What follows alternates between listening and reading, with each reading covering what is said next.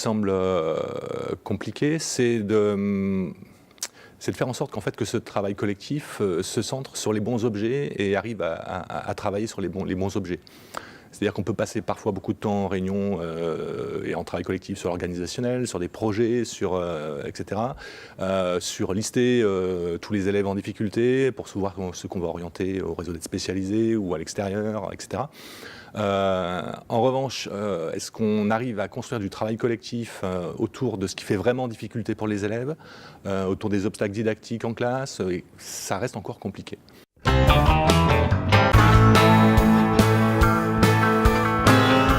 Alors oui, ça constitue une incitation à ce travail d'équipe, mais voilà, un dispositif ne porte jamais en lui-même, par ses moyens, les conditions de sa réussite.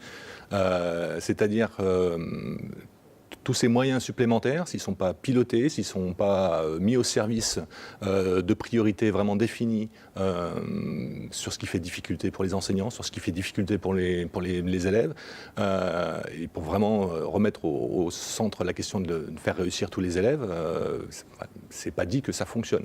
Pendant des années, on a eu en ZEP des maîtres supplémentaires.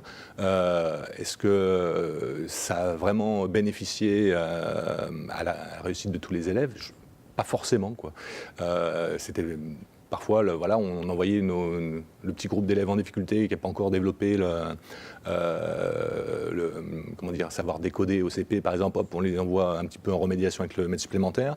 Pendant ce temps-là, ils perdaient ce que faisait l'autre groupe. Enfin, voilà, je ne suis pas sûr que ces moyens ont toujours été utilisés de manière efficace pour la réussite des élèves.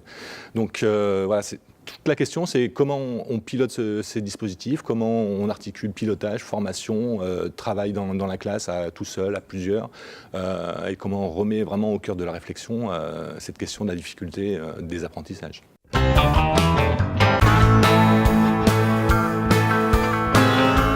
Il faut renverser un petit peu une certaine culture de l'éducation nationale où les choses se font un peu de manière très descendante. Voilà, on a un dispositif, hop, il y a des circulaires, mettez en œuvre dans vos classes et puis on s'en lave les mains et puis on évalue après.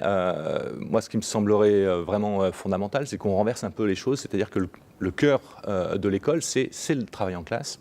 Et est-ce que le reste de l'institution peut se mettre au service de ça, en soutien de ça, en accompagnement de la réflexion, de ce qui fait le nœud des difficultés dans le réel de la classe.